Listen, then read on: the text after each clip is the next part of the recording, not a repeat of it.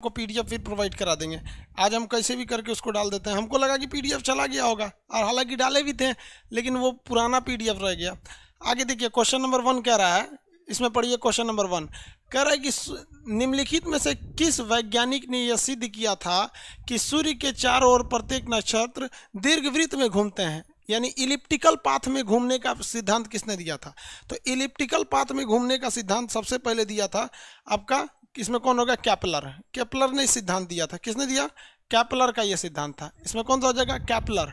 Option number इसका हो जाएगा ए, केपलर का सिद्धांत था। देखिए आगे हम लोग इसमें कंटिन्यू करते हैं। ये हमारा कोई मान के चलिए कि ये हमारा सन है, यहाँ सन बना देते हैं। ये सन है। सन जो है इसके चारों ओर कौन घूमते हैं? जितने भी ग्रह हैं, यानी जो प्लेनेट है वो इसके चारों ओर घूमते हैं सर। प्लेनेट, हम इसमें सबसे सिंपल अर्थ ले लेते हैं, ये प्लेनेट हो। प्लेनेट इसके चारों ओर राउंड करते हैं। इसको सबसे पहले बताया था कॉपरनिकस। किसने बोला? कॉपरनिकस। हालांकि सबसे पहला वैज्ञानिक जो था टालमी था, टालमी लोल था। टालमिया क्या बोला था कि सूर्य घूमता है, बकलोलवाउ टालमिया। तो बाद में आया कौन? कॉपरनिकस। कॉपरनिकस। कॉपरनिकस ने क्या कहा था कि भैया पृथ्वी घूमती है। इसके बाद आया केपलर। क्या आया? केपलर। केपलर जो था, केपलर ने क्या बताया कि देखिए पृथ्वी तो घूमती है, ये बात सही है कि अर्थ घूमती है, रिजॉल्व करती है, लेकिन ये अर्थ एक दीर्घवृत्त यानी एक अंडा के समान आकृति में घूमती है।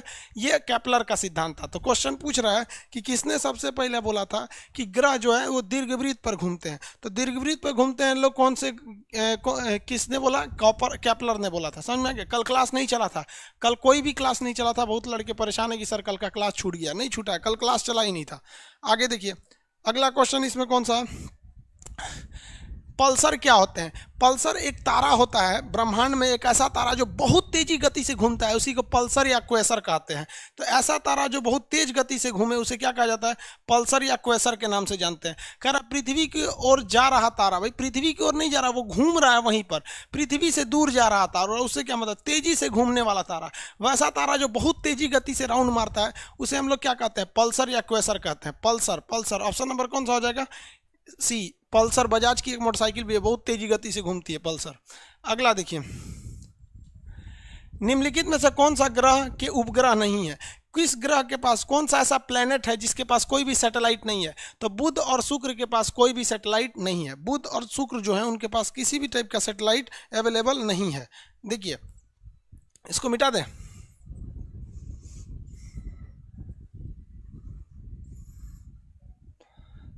हम यहाँ बना देते हैं सन को, ये है आपका सूर्य।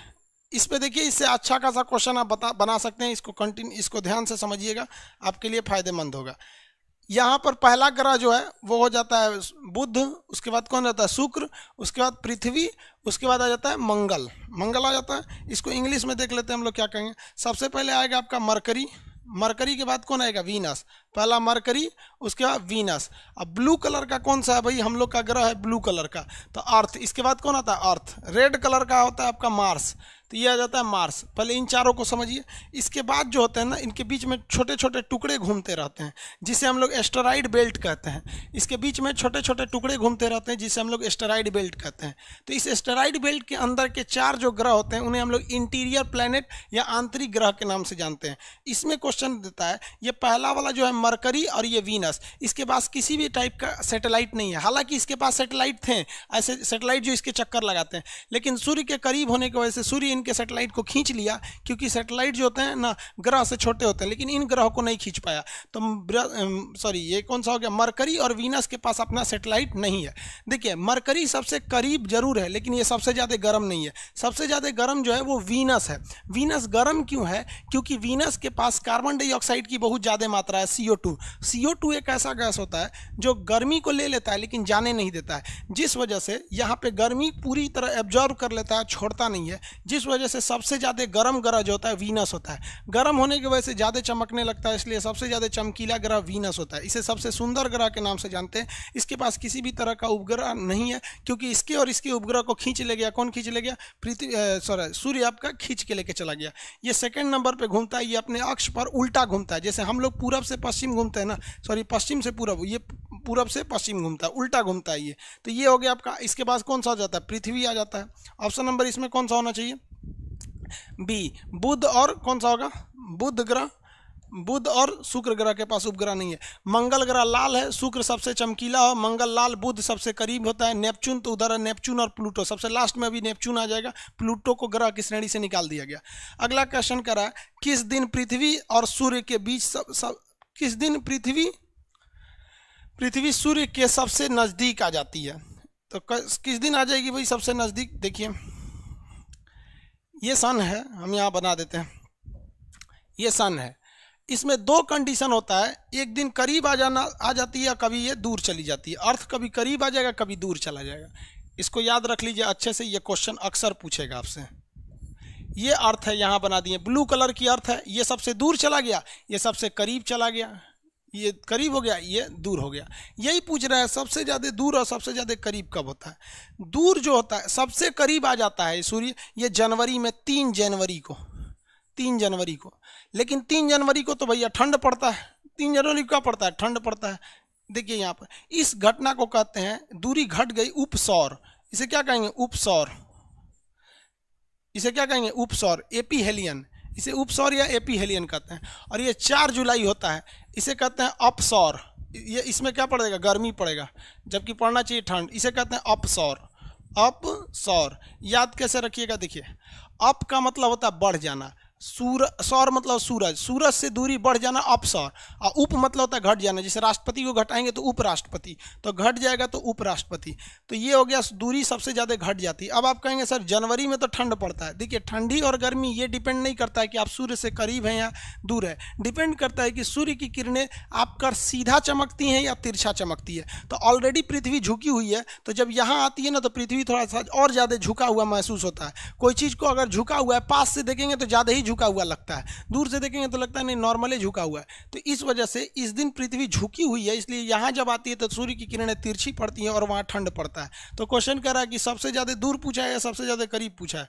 कह रहा है किस दिन पृथ्वी सूर्य के सबसे समीप, समीप का मतलब क्या होता है भाई, समीप मतलब बताइए तो क्या हो जाता है, समीप मतलब होता है सबसे करीब। सबसे करीब कब आएगी, 3 जनवरी को। कब आ जाएगी, 3 जनवरी को। 3 जनवरी को क्या हो जाता है, उपसौर हो जाता है, इस दिन वह सबसे करीब आ जाती है। अगला क्वेश्चन बताइए, सूर्य के बाद पृथ्वी का सबसे नजदीकतम तारा कौन होता है, प्रॉक्सिमा सेंचुरी। प्रॉक्सिमा सेंचुरी है सूर्य का, हमसे सबसे नजदीकी तारा सूर्य है, और सूर्य के बाद जो है वो प्रॉक्सिमा सेंचुरी होता है। अगला कह रहा है कि समुद्र में ज्वार भाटा यानी टाइड एंड ईव क्यों उत्पन्न होते हैं। तो ज्वार भाटा उत्पन्न करने के लिए पृथ्वी पर चंद्रमा और सूर्य दोनों का क्या होना चाहिए, गुरुत्वाकर्षण लगता है, दोनों का, इस वजह से ज्वार भाटा उत्पन्न होता है। ज्वार भाटा कैसे होता है, पानी के लेवल का उठ जाना और फिर वापस जाना, इसे क्या कहते हैं, ज्वार भाटा। ऐसे उठ गया इसे कहते हैं ज्वार, वापस जा रहा है भाटा। इसमें सबसे ज़्यादा भूमिका निभाता है चंद्रमा का गुरुत्वाकर्षण। सबसे ज़्यादा जरूरी रोल कौन निभा देता है इसमें, चंद्रमा का जो गुरुत्वाकर्षण है उसका रोल सबसे ज़्यादा होता है। समझ में आ गया कि नहीं आ गया, किसी को कोई दिक्कत है, चंद्रमा का। लेकिन यूपीएससी में क्वेश्चन पूछा था तो उसमें अलग आंसर दिया था।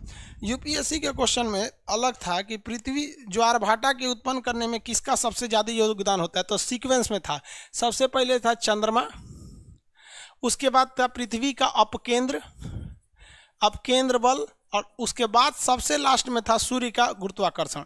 देखिए अपकेंद्र बल क्या होता है, पानी लेके अगर आप गोल गोल घूमिएगा ना तो पानी इसे छलक जाता है, तो सेंट्रीपिटल फोर्स जो होता है ना छलक जाता है, इसीलिए समुद्र का पानी हल्का सा ऐसे क्या हो जाता है, छलक जाता है। तो इसी छलकने की क्रिया को हम क्या कहते हैं, ज्वार भाटा। तो ये 3 चीज़ें यूज होती हैं टाइड एंड ईव में। ऐसा नहीं है कि केवल सूर्य या चंद्रमा के गुरुत्वाकर्षण से ज्वार भाटा उत्पन्न होंगे, सब तीनों का योगदान होता है। चौथा नंबर 7वां नंबर क्वेश्चन कह रहा है, इसमें कौन सा होगा, पृथ्वी पर चंद्रमा और सूर्य का गुरुत्वाकर्षण। सुपरनोवा क्या होता है, ब्रह्मांड में विस्फोट करने वाले तारा को हम लोग सुपरनोवा तारा कहते हैं। कौन सा तारा, सुपरनोवा तारा के नाम से जाना जाता है।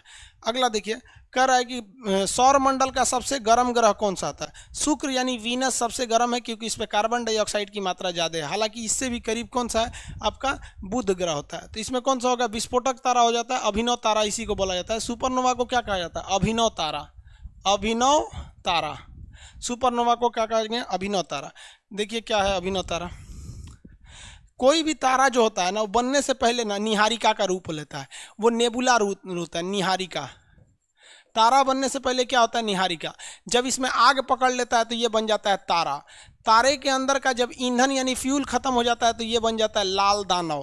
क्या बना, लाल दानव। अब लाल दानव जो है अगर ये छोटा है, लाल दानव क्या है, साइज में छोटा है, तो ये बनेगा श्वेत वामन, श्वेत वामन तारा, मतलब चमकना कम कर देगा। और अगर ये बहुत बड़ा है तब ये जाके बन जाता है सुपरनोवा यानी अभिनव तारा, और ये अभिनव तारा जो होता है ये ब्लास्ट कर जाता है, इसी को सुपरनोवा कहते हैं। तो सुपरनोवा वही तारा बनता है जिसका साइज बहुत बड़ा होता है। तो बड़े तारा जाके आगे विस्फोट कर जाते हैं और छोटा तारा विस्फोट नहीं करता, धीरे धीरे चमकना बंद कर देता है। तो इसे कहते हैं विस्फोटक तारा। और श्वेत वामन को यानी व्हाइट ड्वार्फ को कहा जाता है जीवाश्म तारा। तो ये जीवाश्म तारा, ये है विस्फोटक तारा।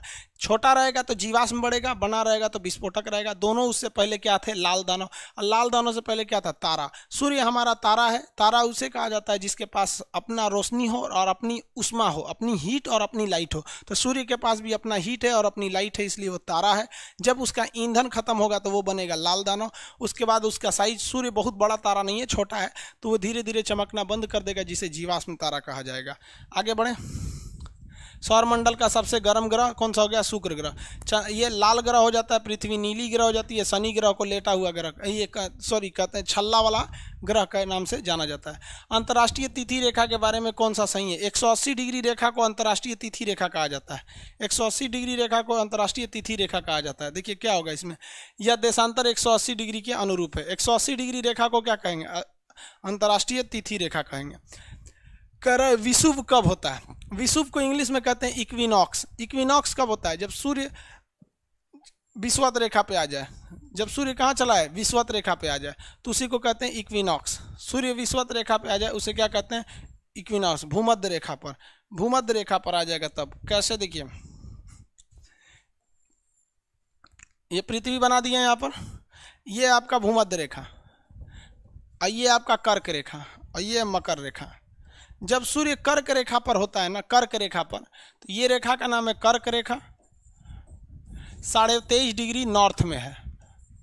और नीचे वाला है मकर रेखा यानी ट्रॉपिक ऑफ कैप्रिकॉर्न, मकर रेखा, ये 23.5 डिग्री साउथ में है, साउथ में। और ये 0 डिग्री है, इसे कहते हैं विषुवत रेखा या भूमध्य रेखा, ये 0 डिग्री है। सूर्य यहाँ पर जाता है। अब देखिए इंडिया यहाँ पर है, बीचों बीच में है सूर्य, कर्क रेखा इंडिया के बीचों बीच में है। याद कैसे रखिएगा, गर्मी जब भारत में जब गर्मी पड़ेगी तो समझिएगा सूर्य कहाँ है, कर्क रेखा पर है। तो भारत में सबसे भयानक गर्मी 21 जून को, तो कर्क रेखा पर चला जाता है 21 जून को। अब यहाँ सूर्य चला गया तो भारत से एकदम दूर चला गया, तो भारत में ठंडी पड़ेगी, तो ये हो जाता है 22 दिसंबर को। और अगर यहाँ पर आ गया तो आप बताइए ना, भारत से न ज़्यादा गर्मी पड़ेगा न ज़्यादा ठंडा पड़ेगा। तो ऐसा टाइम पे विषुवत रेखा पे आता है, न ज़्यादा गर्मी न ज़्यादा ठंडा। तो ये महीना होता है मार्च का, न गर्मी न ठंडा। और ये महीना होता है सितंबर का, न 23 सितंबर और 22 मार्च, 21 से 22 मार्च। तो इसी दिन को जब सूर्य विषुवत रेखा पर होता है तो बराबर गर्मी इस साइड भी, बराबर गर्मी भी इस साइड भी, इसलिए इक्वल से इसे कहते हैं इक्विनॉक्स। हिंदी में कहते हैं विषुव, क्योंकि वह विषुवत रेखा पर आ गया है, इसलिए इसे क्या कहेंगे, विषुव। ऑप्शन नंबर कौन सा होगा इसमें, मकर रेखा पर। अगला क्वेश्चन कह रहा है कंटूर रेखा वह काल्पनिक रेखा था, ऊंचाई को मिलाने वाली रेखा को कंटूर रेखा कहते हैं। इसी को हम लोग डेटम लाइन भी कहते हैं, डेटम लाइन। कंटूर रेखा या डेटम लाइन, कंटूर रेखा कहिए या फिर डेटम लाइन कहिए, कंटूर रेखा या डेटम लाइन। अगला कह रहा है जीवाश्म विज्ञान किसका अध्ययन कहलाता है, फॉसिल का अध्ययन कहलाता है। जीवाश्म किसे कहते हैं, जिसका शरीर मर गल गया है, जैसे डायनासोर की हड्डी, कोयला किसकी हड्डी से बना है, उसे हम लोग क्या कहते हैं, जीवाश्म। उसमें फॉसिल्स का अध्ययन किया जाता है। अगला कह रहा है कि वायुमंडल की प्रक्रिया का अध्ययन को क्या कहते हैं। वायुमंडल जिसमें कहते हैं उसमें क्लाइमेटोलॉजी कहते हैं या मौसम विज्ञान के नाम से जानते हैं। अगला, वायुमंडल में दैनिक मौसम में परिवर्तन किसके कारण होते हैं। वायुमंडल में दैनिक परिवर्तन क्षोभ मंडल या ट्रोपोस्फीयर के कारण होते हैं। इसको समझिए, क्षोभ मंडल या ट्रोपोस्फीयर, क्षोभ मंडल या ट्रोपोस्फीयर। देखिए क्षोभ मंडल या ट्रोपोस्फीयर की खासियत क्या है, ये पृथ्वी है, अर्थ है। इस अर्थ के पास जो फर्स्ट लेयर है, इस फर्स्ट लेयर को कहते हैं क्षोभ मंडल। इसे क्या कहेंगे, क्षोभ मंडल। इंग्लिश वाले इसे कहते हैं ट्रोपोस्फीयर। इसमें जितनी भी मौसम संबंधी घटना होगी सब इसी में होगी। इसी में आपका टेम्परेचर बढ़ेगा घटेगा, इसी में आपका आंधी तूफान आएगा, जितना भी मौसम संबंधी घटना होती है सब इसी में होता है। इसलिए पायलट जहाज को उड़ाता है सीधे भाग जाता है ऊपर। पायलट कहाँ भाग जाता है? समताप मंडल में। तो ये वाला एरिया होता है समताप, इसे कहा जाता है इंग्लिश में स्ट्रेटोस्फीयर। स्ट्राटोस्फीयर। हवाई जहाज कहाँ उड़ाया जाता है? स्ट्रेटोस्फीयर में। ओजोन यानी O3 कहाँ पाया जाता है? स्ट्रेटोस्फीयर में। इसमें टेम्परेचर घटता बढ़ता नहीं है। इसके ऊपर पाया जाता है मध्य मंडल, इसे मीजोस्फीयर कहते हैं, ये सबसे ठंडा है। इसके ऊपर पाया जाता है आयन मंडल, आइनोस्फीयर, इसमें रेडियो तरंगे वापस आती हैं। ये होता है एक्सोस्फीयर, सबसे ज़्यादा गर्म है, इसका हीट सबसे ज़्यादा है। तो क्वेश्चन पूछ रहा है मौसम कहाँ बदलते हैं?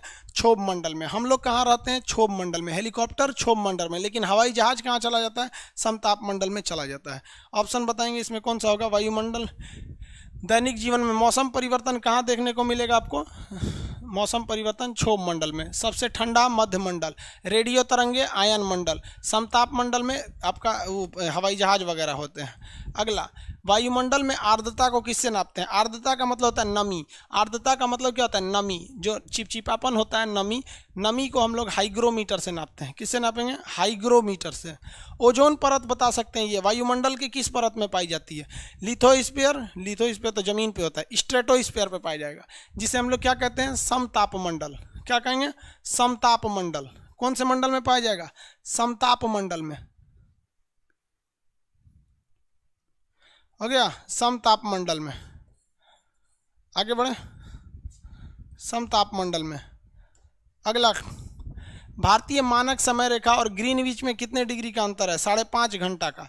5.5 घंटा का अंतर है। क्या चीज़ ऐसे अंतर कैसे निकलता है 5.5 घंटा का? देखिए, पूरा जो पृथ्वी है ना, ये पूरा पृथ्वी कितना डिग्री है? 360 डिग्री है। अब ये जो ग्रीनविच मतलब होता है ना, ये 0 डिग्री पे है। ग्रीनविच कितने डिग्री पे है? 0 डिग्री पर। और भारत कितने पे है? 82.5 डिग्री। भारत कितने डिग्री पे है? 82.5 डिग्री। ये बताइए, अगर हम पृथ्वी पर 360 डिग्री घूमेंगे तो कितना घंटा लगेगा? 24 घंटा लगेगा। कितना घंटा लगेगा? 24 घंटा में ही ना पृथ्वी पूरा 360 डिग्री घूम जाती है। तो बताइए, तो 1 डिग्री घूमने में कितना लगेगा? 24/360।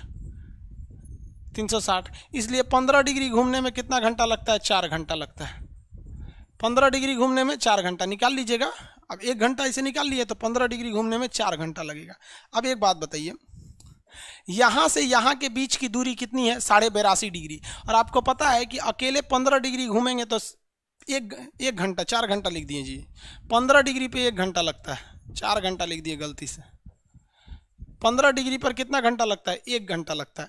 तो एक बात बताइए, तो 80 डिग्री पे कितना लगेगा? देखिए, 15 पे 1 घंटा, 30 पर 2 घंटा, 45 पर 3 घंटा, 60 पर 4 घंटा, और उसके बाद 75 पर 5 घंटा। 75 पर कितना लग गया? 5 घंटा। तो 75 पर 5 घंटा, उसके बाद फिर 7.5, तो फिर 5.5 घंटा लग जाएगा टोटल। देखिए ना, यहाँ से नहीं निकाल सकते हैं। इतना दूरी पर भारत है 82.5 डिग्री, तो कितने घंटे का अंतर आता है? 5.5 घंटे का। कितने घंटे का अंतर आएगा? 5.5 घंटा। ऑप्शन नंबर होगा सी। अगला, सूर्य क्वेश्चन कह रहा है सूर्य ग्रहण के समय इनमें से कौन सा मध्य में रहता है? फास्ट चलिएगा बाबू, फाउंडेशन वाइज थोड़ी है कि आपको बच्चा की तरह पढ़ाएंगे, इसमें तो फास्ट चला जाता है। कौन बीच में रहता है सूर्य ग्रहण के समय? हम यहाँ सूर्य बता देते हैं। ये देखिए, ये सूरज है, और यहाँ पर आपका ये है पृथ्वी है, ये नीले रंग का पृथ्वी है, और यहाँ पर है आपके चंदा मामा। देखिए, ये है हमारे चंदा मामा। कोई दिक्कत नहीं है, लेकिन जब इन्हीं चंदा मामा को पकड़ के और आप यहाँ ले आके उठा देंगे ना, बस सूरज दिखबे नहीं करेगा। सूरज दिखेगा? नहीं दिखेगा। अभी देखिए, चंदा मामा को नीचे लाइए। हम अगर यहाँ से सूर्य को देखना चाहें तो आराम से सूर्य को हम देख सकते हैं। देख सकते हैं कि नहीं देख सकते हैं? यहाँ हम आराम से देख सकते हैं। लेकिन जब हम बीच में किसको ले आ देंगे? चंद्रमा को ला देंगे, बस सूरज अच्छा से दिखेगा ही नहीं। तो इस घटना को हम लोग कहते हैं सोलर इक्लिप्स या सूर्य ग्रहण। क्या कहेंगे? सूर्य ग्रहण। सूर्य ग्रहण कहते हैं। ठीक है, चलिए अब चंद्र ग्रहण लगा के देखते हैं हम लोग। ये भाई साहब सूरज है, क्या है? सूरज है, और यहाँ पे चंदा मामा है। ये कौन है? चंदा मामा है। चंदा मामा के पास अपना रोशनी है नहीं, इसको रोशनी कौन देता है? सूर्य देता है। और यहाँ पे हमारी पृथ्वी है। अब आप बताओ बाबू, सूर्य अपनी रोशनी देगा इसको, तो इसको भी दिखेगा, अंजोरिया दिन हो जाएगा। और देखिए ये पृथ्वी को भी मिल रहा है, लेकिन पृथ्वी घूम रही है, सूर्य का चक्कर लगा रही है, पृथ्वी को ऐसे घूम के आना है। जब पृथ्वी यहाँ से उठ के यहाँ आएगी तो बताओ भाई, अब यहाँ जब आ गई पृथ्वी तो चंद्रमा के पास तो प्रकाश ही नहीं जाएगा। जब प्रकाश नहीं जाएगा तो इस घटना को कहेंगे चंद्र ग्रहण। चंद्र ग्रहण, कौन सा ग्रहण? चंद्र ग्रहण। समझ में आ गया? तो दोनों टाइप के ग्रहण हो गए। चंद्र ग्रहण में जिस चीज का, देखिए सूर्य अपने जगह पे फिक्स है, ये तो दिमाग में बैठा लीजिएगा। जिस चीज का ग्रहण लगेगा वो बीच में आएगा नहीं। सूर्य फिक्स है, जिसका ग्रहण लगेगा वो बीच में आएगा नहीं। सूर्य ग्रहण, तो देखिए ये सूर्य क्या है? अपने जगह पर फिक्स है। इसमें बीच में कौन आ गया? चंद्रमा आ गया। और चंद्र ग्रहण में बीच में कौन आ गया? पृथ्वी आ गया। अब क्वेश्चन क्या था आप समझिए, इसी को हम लोग क्या कहते हैं? इक्लिप्स कहते हैं। इक्लिप्स कहा जाता है। दिखाई नहीं दे रहा इसको, क्यों दिखाई क्यों नहीं दे रहा है जी आपको? आगे देखिए, इसमें कौन सा होगा? सूर्य ग्रहण के समय बीच में कौन आ जाता है? सूर्य ग्रहण के समय बीच में चंद्रमा आ जाते हैं। चंदा मामा, चंद्रमा, कौन आएगा? चंद्रमा आ जाएगा। समझ में आ गया कि नहीं आ गया? पृथ्वी की सतह की सबसे बाहरी परत को क्या कहते हैं? सबसे ऊपरी परत को भूपर्पटी कहते हैं। भूपर्पटी या इसी को कहते हैं क्रस्ट। इसे क्या कहते हैं? क्रस्ट। पृथ्वी की परत की सबसे बाहरी भाग को क्रस्ट के नाम से जाना जाता है। पृथ्वी की मेनली 3 परत होते हैं सब। यहाँ देखिए इस तरह से पृथ्वी मान लेंगे तो सबसे बाहरी परत जो होता है वो क्रस्ट होता है। ये वाला जो सबसे बाहरी परत है ये क्रस्ट है। ये बहुत पतला होता है, ज़्यादा मोटा नहीं होता है। इसके नीचे वाला सबसे मोटा होता है जिसे हम लोग कहते हैं मेंटल। और सबसे नीचे वाला तो और एकदम तरल अवस्था में रहता है जिसे कहते हैं कोर। तो ये हो गया नीचे वाला कोर। ये एकदम तरल अवस्था में धधकता आग की तरह है, लिक्विड स्टेज में है यहाँ पर। और उसके ऊपर वाला ये वाला जो होता है ये मेंटल होता है। ये वाला भाग मेंटल, मेंटल माने पगला नहीं, इसका नाम है मेंटल। ये है मेंटल। ये बीच वाला भाग मेंटल। तो पृथ्वी का सबसे बीच वाला भाग मेंटल है। ये ना ज़्यादा तरल है ना ज़्यादा लिक्विड की तरह है। ये खेखार की तरह है। जिस तरह से आप लोग खेखार बलगम थूक देते हैं ना, वैसे ही यहीं से पृथ्वी का क्या निकलता है? मैग्मा निकलता है। तो बीच वाला परत का नाम क्या है? मेंटल। सबसे ऊपर वाले का नाम क्रस्ट और नीचे वाले का नाम कोर है। ये तरल अवस्था में है, ये अर्ध तरल है, ये एकदम सॉलिड है। हम लोग इसी पर रहते हैं। हम लोग किस पे रहते हैं? सॉलिड पर रहते हैं। अगला क्वेश्चन देखिए, इसमें कौन सा हो जाएगा? सब बता दिए ना, अर्थ क्रस्ट मेंटल कोर। उष्ण कटिबंधीय मरुस्थल कहाँ पाए जाते हैं? जितने भी मरुस्थल पाए जाएंगे कर्क रेखा और मकर रेखा के पूरब में नहीं पाए जाएंगे भाई, पश्चिम में पाए जाएंगे। कहाँ पाएंगे? इस पश्चिम में पाए जाते हैं सब। इसको नक्शा से समझना पड़ेगा क्यों पश्चिम में पाए जाते हैं सब। पश्चिम में पाए जाएंगे, इसको समझ जाइएगा, अच्छा काम आता है एग्जाम में।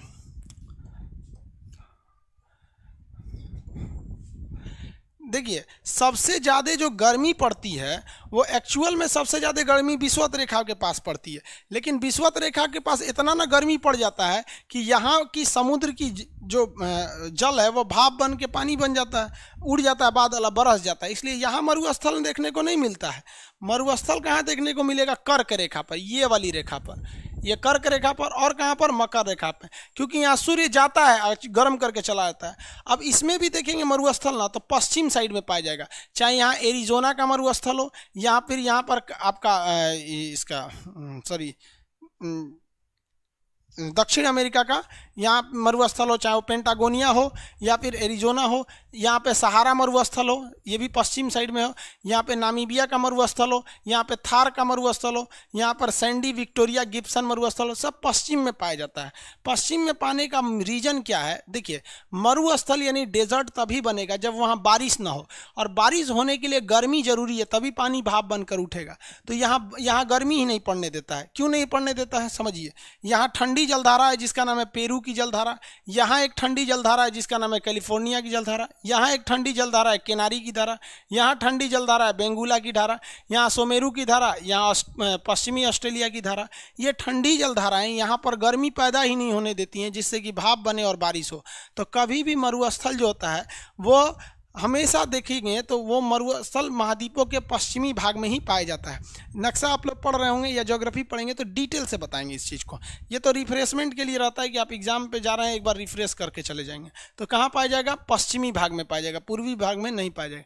हिमालय पर्वत कैसा है? जितने भी नए नए पर्वत होते हैं सब मोड़दार पर्वत है। जितने भी नए पर्वत हैं सब के सब कैसे पर्वत हैं? मोड़दार पर्वत होते हैं, यानी फोल्डेड माउंटेन है। हिमालय एक टाइप का फोल्डेड माउंटेन है। हिमालय एक टाइप का फोल्डेड माउंटेन है। अगला क्वेश्चन, निम्नलिखित में से कौन सा एक प्रकार का ग्रीन हाउस गैस नहीं है? ग्रीन हाउस का मतलब होता है वैसी गैस जो उमस पैदा कर दे, मतलब एकदम चुनचुनी पैदा कर देती है, उसे कहते हैं ग्रीन हाउस। सबसे ज़्यादा उमस पैदा करता है जलवाष्प। भाप रहेगा, देखिएगा जिस दिन बादल रहेगा ना, जलवाष्प मतलब बादल, जिस दिन बादल रहेगा बड़ी गर्मी पड़ेगा। नाइट्रोजन ऑक्साइड ये भी है। कार्बन मोनोऑक्साइड नहीं है। कार्बन मोनोऑक्साइड ग्रीन हाउस नहीं है, ये एक जहरीली गैस है, इससे गर्मी नहीं होगा, एक के मरिए जाएंगे। तो कार्बन मोनोऑक्साइड कौन सा हो जाएगा? कार्बन मोनोऑक्साइड हो गया। अगला, बलुआ पत्थर कैसा है? बलुआ पत्थर एक सेडिमेंट्री रॉक में आता है, अवसादी चट्टान में आता है, जबकि ग्रेनाइट वगैरह किस में आते हैं? सब ये आपका ग्रेनाइट, गेब्रो ये आग्नेय चट्टान में आता है, और मार्बल वगैरह रूपांतरित यानी मेटामॉर्फिक रॉक्स में आते हैं। ग्रांड कैनियन क्या है? देखिए, ग्रांड मतलब होता है बहुत बड़ा, कैनियन मतलब होता है गड्ढा। बहुत बड़ा गड्ढा कौन बनाता है? तो कोलोराडो नदी बनाती है। कोलोराडो नदी, अमेरिका की एक कोलोराडो नदी है, वो बहुत बड़ा गड्ढा का निर्माण करती है। वो दुनिया का सबसे बड़ा गड्ढा बना दी है, जिसे हम लोग कहते हैं grand canyon. Grand canyon actually में है कहाँ पर? तो ग्रांड कैनियन कहाँ पर है भाई? ग्रांड कैनियन अमेरिका में है। और किस नदी द्वारा बनाया गया? कोलोराडो नदी द्वारा बनाया गया। देख लीजिए, ग्रांड कैनियन यहाँ दिखा देते हैं आपको। इतना बड़ा गड्ढा है ना जिसका कोई हद नहीं। लोग वहाँ घूमने जाते हैं, गिर जाएंगे तो मरिए जाएंगे उगड़ा हवा में। इतना भयानक भयानक गड्ढा है। इस गड्ढे का निर्माण कौन किया है? कोलोराडो नदी की है। कौन सी नदी? कोलोराडो नदी। किस राज्य में? अमेरिका में। अमेरिका के कहाँ पर? तो कैलिफोर्निया में। अमेरिका के कैलिफोर्निया में। देख लीजिए गड़ा हवा कहाँ गया। यही गढ़ावा पूछ रहा है कि गढ़ावा क्या है। कभी कभी तो पूछता है ग्रांड कैनियन क्या है, तो गढ़ा है। देख रहे हैं नदियाँ, देखिए निचवा है। दे सोच रहा है में तो निको गिरेगा तो हचाक से एक बार अंदर चल जाएगा। ये इसी गढ़ा को क्या कहते हैं? Grand canyon. ये गढ़ा क्या नाम है? Grand canyon. इस गढ़ा को किसने बनाया है? तो कोलोराडो नदी ने बनाया है। कहाँ पर? तो कैलिफोर्निया में। देखिए यहाँ पर है कैलिफोर्निया, यहीं पर वो गड्ढा बनाया गया कोलोराडो नदी द्वारा। इस गड्ढा को क्या कहते हैं? Grand canyon. दुनिया का सबसे बड़ा कैनियन है। सीधी खड़ी ढाल को हम लोग क्या कहते हैं? कैनियन के नाम से जानते हैं। कैनियन समझ में आ गया? गिरेगा तो कोनो बचबे नहीं करेगा। नदियाँ जब जवान थी ना तो इसको काट दिया, अभी तो नदियाँ बुढ़ा गई है। समझ में आया? अरे हटो यार, ग्रांड कैनियन हो गया। किस नदी द्वारा है? कोलोराडो नदी अमेरिका में बनाया गया है। इसको मिलाइए 1 को 2 से। कह रहा है कि नदी मिलाइए। तो जब कभी भी आपको इस तरह से मिलाने वाला आए ना, तो आप उसको पहले मिलाया कीजिए जिसको आप 100% जानते हैं। दिख नहीं रहा है क्या? इसमें क्लियर दिख रहा है ना? देखिए, जिसको आप क्लियर जानते हैं, जैसे आप सब लोग पेरिस जानते होंगे, सियन नदी के किनारे। पेरिस किस नदी के किनारे? सीन नदी के किनारे। तो ये, अरे चलो भाई,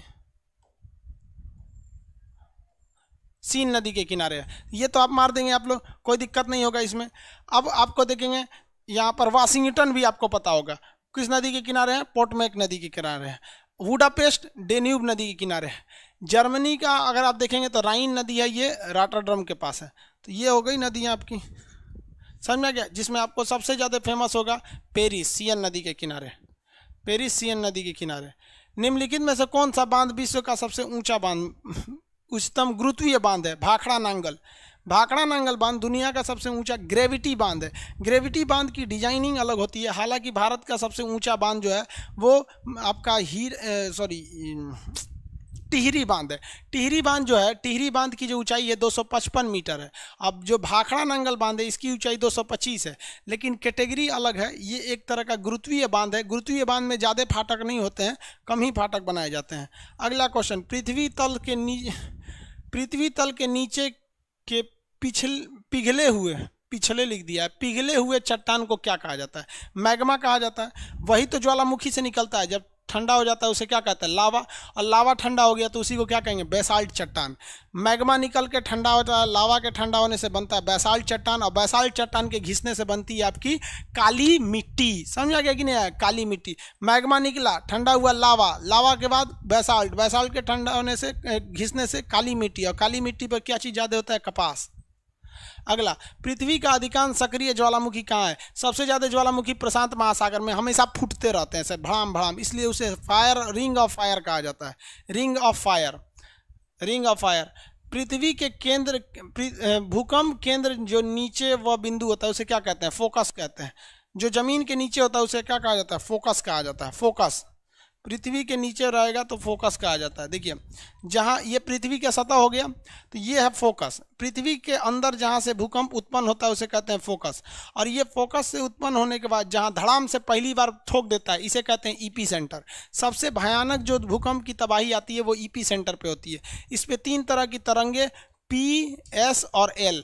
पी तरंगे खतरनाक नहीं होती हैं क्योंकि बहुत स्पीड से आती हैं, चली जाती हैं। एल तरंगे लुसुर लुसुर आती हैं लेकिन झकझोर के सारी तरह की बिल्डिंग्स वगैरह गिरा के चली जाती हैं। तो ये ज़मीन के अंदर पूछ रहा था ना, पृथ्वी के नीचे, तो पृथ्वी के नीचे कौन सा होता है भाई, तो फोकस होते हैं सब। समझ में आ गया। और ज़मीन के सतह पे कहता तो ईपी सेंटर, अभी से अभी केंद्र कहलाता। अगला, पृथ्वी का सबसे ऊंचा ज्वालामुखी कोटोपैक्सी, इक्वाडोर में स्थित है कोटोपैक्सी। कौन सा है, कोटोपैक्सी। फ्यूजियामा फ्यूजिसान जापान में है, एटना इटली में है, किलिमंजारो तंजानिया में है। इसमें आंसर कौन सा हो जाएगा, कोटोपैक्सी सबसे ऊंचा ज्वालामुखी है। कोटोपैक्सी सबसे ऊंचा ज्वालामुखी। किसी को कोई दिक्कत नहीं? 30 हो गया, 30 के बाद 31 ऊपर होगा।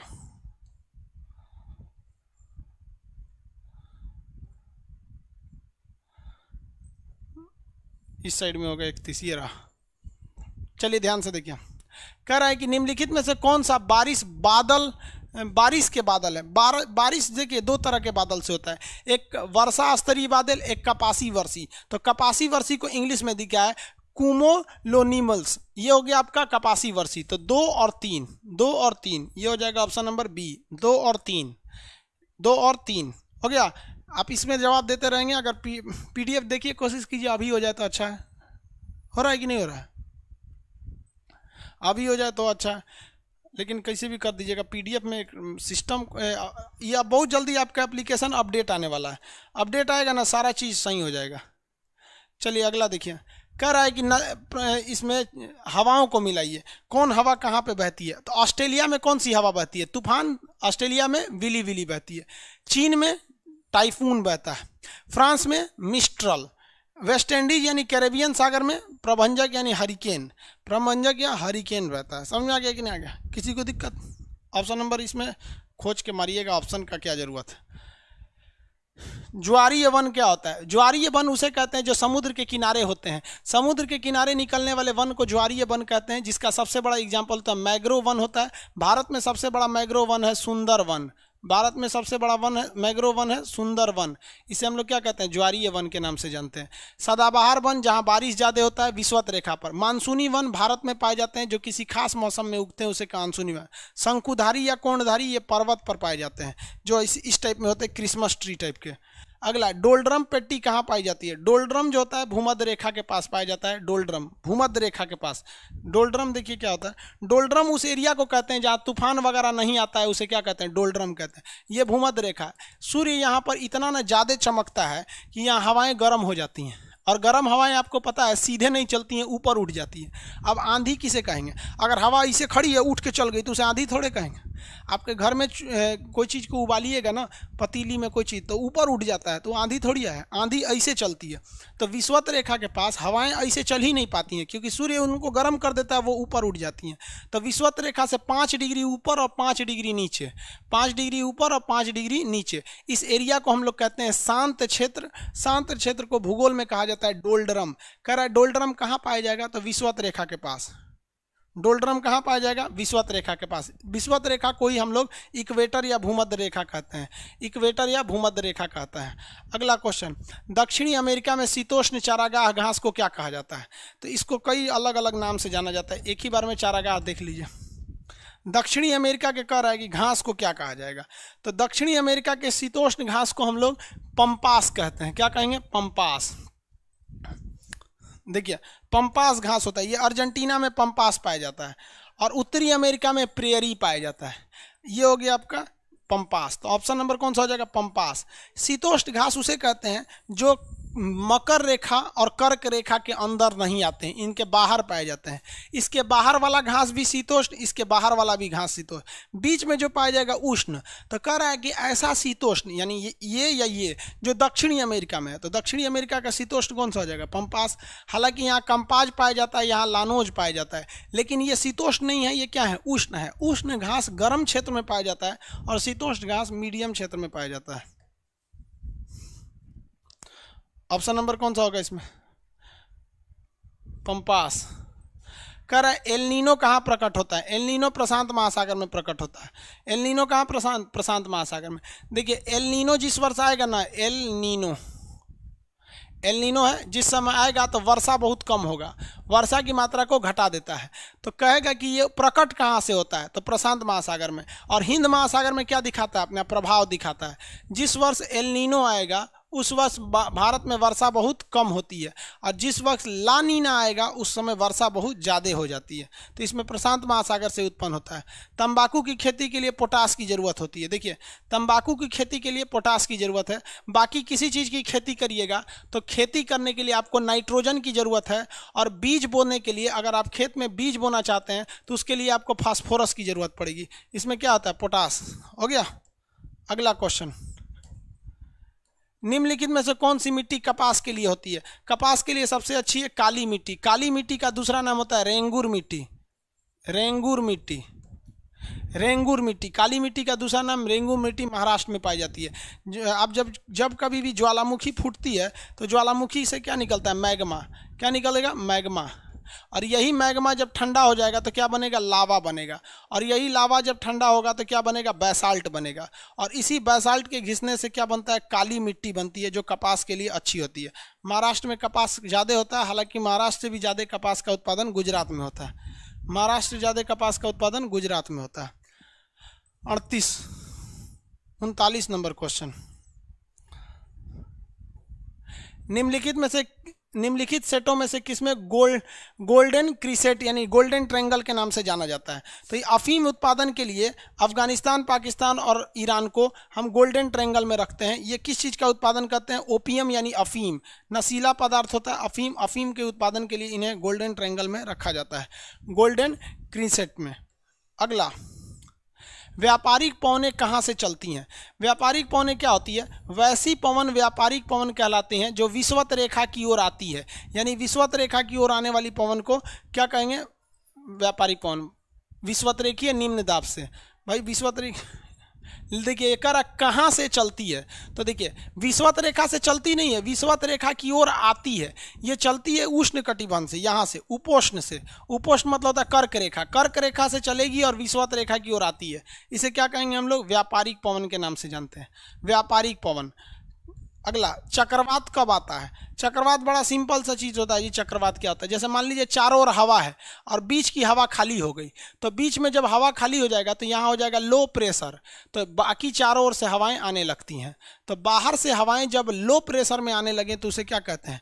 जब चारों ओर से निम्न दाब हो। नहीं भैया, जब केंद्र में उच्च दाब हो, ये भी नहीं हो, जब केंद्र में निम्न दाब हो। Option number C. देखिए बीच में लो प्रेशर हो जाए और बाकी ओर से हवाएं अंदर आने लगती हैं। 41 नंबर। 42, इनमें से कौन सा देश चाय का निर्यातक नहीं है? ब्रिटेन एक चुट्टा खाली चाय कहीं से खरीद लेता है। भारत से खरीदा था, श्रीलंका, केनिया, कहीं से भी खरीद लेता है। भारत में जब अंग्रेज थे तो चाय पत्ती का बहुत ज़्यादा निर्यात करते थे। इनमें से कौन सा बर्फ भक्षक के नाम से जाना जाता है? तो भारत, देखिए अमेरिका में एक हवा बहती है चिनूक, ये बहुत ही हॉट है। हॉट होने की वजह से ये अमेरिका में जितना भी बर्फ़ होता है उस बर्फ़ को पिघला देती है, इसलिए इसे हिम भक्षक या आइस हीटर के नाम से जानते हैं। मिस्ट्रल तो फिर आपका स्पेन और फ्रांस में बहती है। लू इंडिया में बहती है। हार्मेंटन ये सब आपका यूरोपीय एरिया में बहते हैं सब। अगला, नार्वेस्टल यानी काल बैसाखी। काल बैसाखी कहाँ बहता है भैया? पंजाब में। तो पंजाब कहाँ आ जाएगा? भारत में। और तड़ित झंझावात, लैंड ऑफ थंडरबोल्ट, भूटान को कहते हैं। ऑप्शन नंबर कौन सा हो जाएगा? ए। Option number A. अगला, निम्नलिखित में से किस राज्य में पश्चिमी विक्षोभ से वर्षा होती है? पंजाब। पश्चिम दिशा से वर्षा कहाँ होती है? पंजाब में। पश्चिमी विक्षोभ के कारण पंजाब में वर्षा होती है। और ये पश्चिमी विक्षोभ कब आता है? ठंड के दिन में। कब आएगा? ठंड के दिन में, यानी जनवरी के महीने में। तो जनवरी के महीने में पंजाब में वर्षा होती है। हम लोग के यहाँ भी होती है लेकिन कम होती है। रेड डाटा बुक क्या है? एक ऐसा बुक जिसमें हम ऐसे जानवरों और पेड़ पौधों का लिस्ट रखते हैं जो अब इस दुनिया से खत्म होने वाले हैं। तो संकटग्रस्त यानी दुनिया से खत्म होने वाले पौधों और जानवरों दोनों को रखे जाते हैं रेड डाटा बुक में। इस रेड डाटा बुक के कवर पेज पे पांडा का फोटो होता है। पांडा समझते हैं? Teddy bear. लड़की सबके पास अगर टेडी बियर देखिएगा ना तो 90% चांस है कि वो नहीं खरीदी होगी, उसको कोई गिफ्ट दिया है। अगला, वातावरण में सबसे क्रियाशील पारिस्थितिकी तंत्र कौन सा है? सबसे ज़्यादा लोग जो खाड़ी होती है ना, जैसे बंगाल की खाड़ी, मन्नार की खाड़ी, तो खाड़ी जो होता है ना बहुत पतला एरिया होता है, वहाँ जीव जंतु ज़्यादा रहते हैं, मरुस्थल में नहीं रहते हैं। खुला समुद्र में ज़्यादा बड़े बड़े जीव रहते हैं, छोटे नहीं रहते हैं। टुंडा वाला एरिया बहुत ज़्यादा ठंडा होता है, यहाँ भी ज़्यादा लोग नहीं रहते हैं। सबसे ज़्यादा गल्फ यानी खाड़ी में हर तरह की मछलियाँ वगैरह जीव जंतु ज़्यादा पाए जाते हैं खाड़ी में। समझ में आ गया कि नहीं आ गया? आज पीडीएफ नहीं है आप लोग के पास, 50 ठो करा देंगे।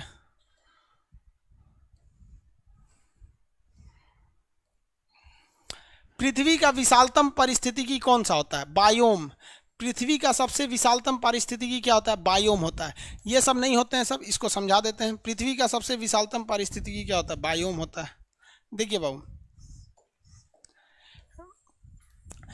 ये है, मान लीजिए यहाँ कोई घर है, ये छोटुआ है, यहाँ छोटिया, ये पानी लगा हुआ है और ऊपर कौवा उड़ रहा है। तो आप बताइए बाबू, इसे हम लोग कहेंगे स्थल मंडल। स्थल मंडल। और इसको क्या कहते हैं लोग? जल मंडल। जहाँ पानी है जल मंडल, और जहाँ हवा है उसे क्या कहते हैं? वायुमंडल। एक काम करते हैं, हम एक ऐसा एरिया सोचते हैं जिसमें ये तीनों चीज़ हो। देखिए इस सर्किल में ये तीनों चीज़ आ गया है, पानी भी है, हवा भी है, जीव भी है, स्थल भी है। तो इसे कहते हैं जीव मंडल। इसे क्या कहेंगे? जीव मंडल। और इसी जीव मंडल का बहुत बड़ा रूप जो होता है उसे क्या कहते हैं? बायोम कहते हैं। क्या कहेंगे? बायोम या जीवोम कहेंगे। तो ये हो जाएगा आपका बायोम। इसी को हिंदी में क्या कहते हैं? जीवोम कहते हैं। ये बहुत बड़ा एरिया होता है, जीवोम या बायोम कहते हैं। ऑप्शन नंबर कौन सा होगा? ए। पारिस्थितिकी तंत्र में निर्माण में कौन मदद करता है? पारिस्थितिकी को हम लोग इंग्लिश में क्या कहते हैं? इकोसिस्टम। इकोसिस्टम में दो चीज़ें आते हैं, एक लिविंग थिंग्स भी आएंगे जो जिंदा हैं, और ऐसे चीज़ जो नॉन लिविंग थिंग्स है वो भी आएंगे, नॉन लिविंग थिंग्स आएंगे। दोनों चीज़ को मिला देंगे तब बनता है पारिस्थितिकी बनता है।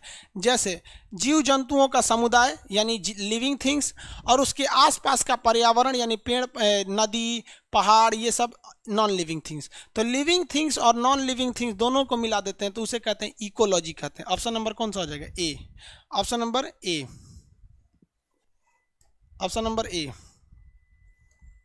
50 नंबर कह रहा है कि डैश प्राणी जगत का सबसे बड़ा संघ है। बायोलॉजी में भी पढ़ेंगे, ऑर्थोपोडा सबसे बड़ा संघ होता है। इसमें लगभग 10 लाख जीव आते हैं। इसके बाद नंबर आता है मोलस्का का, जिसे कीड़े मकोड़े की जीव भी कहते हैं। हाँ, ऑर्थोपोडा को क्या कहते हैं? कीड़े मकोड़ों का संघ के नाम से भी जानते हैं। कीड़े मकोड़े का संघ होता है ऑर्थोपोडा। एनिलिडा में केचुआ आता है, कार्डेटा में हम लोग आते हैं, प्लेंटी हेलमेंथीज में कीड़े कृमि आते हैं, सब जो फाइलेरिया नामक बीमारी को फैला देते हैं। समझ में आ गया कि नहीं आएगा? आप लोग के पास पीडीएफ अवेलेबल नहीं था इसलिए 50 क्वेश्चन कराएं, थोड़ा फास्ट करा दिए। कल अभी पीडीएफ देख लेते हैं कि आखिर ऐप में ऐसा क्या प्रॉब्लम है जो पीडीएफ करप्ट कर जा रहा है। उसके बाद हम लोग कल के क्लास में बाकी को डिस्कस करेंगे। लोग समझ में आया कि नहीं आ गया? क्या है भाई इनका? आज के लिए इतना ही रहने देते हैं। एक्चुअली आप लोग के पास पीडीएफ ही नहीं है। 5 तारीख को क्लास चला ही नहीं था। 5 तारीख कब था जी? परसों था। परसों कुछ उस दिन भी क्लास नहीं चला होगा।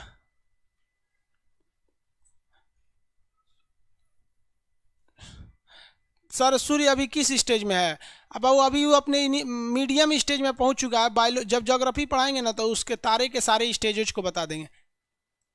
अभी वो लाल दानव की अपनी आधी अवस्था को जी चुका है।